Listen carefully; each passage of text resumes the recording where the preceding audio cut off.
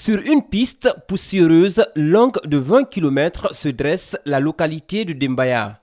Dans ce district d'à peine 3000 habitants, la population vit dans une harmonie mutuelle. Ici, tout le village ne compte que sur un fourrage qui est aussi le fruit d'un don. L'eau est une denrée rare et ça se ressent sur l'activité principale qu'est l'agriculture. Les potagers se meurent et cela inquiète.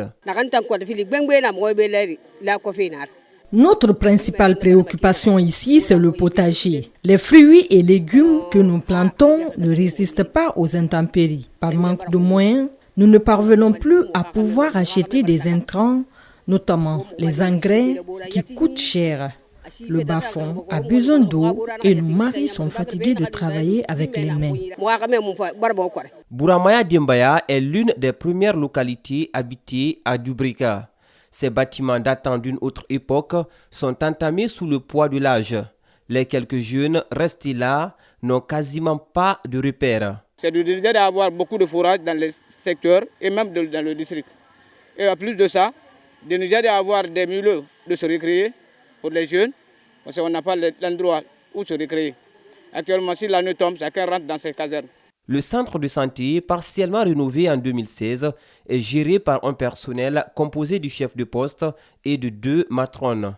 L'unique salle d'accouchement, de consultation et les autres pièces ne présentent aucune commodité. Par la grâce de Dieu, certains commencent à se retrouver. Même si ce n'est pas tout, mais certains commencent à se retrouver maintenant. Ils viennent au poste. Mais de la manière, c'était fréquenté. Lorsque je n'étais pas là, ce n'est pas venu encore sur le même point. La localité de Bouramaya Dembaya manque presque de tout. Pas de maison des jeunes, son école n'a ni porte ni fenêtre. Un réel danger pour les apprenants. La réfection de la route arrêtée par la société en charge des travaux. Pour faute de financement, dit-on, son bas-fond, qui s'étend à perte de vue, risque de disparaître par manque d'eau si rien n'est fait.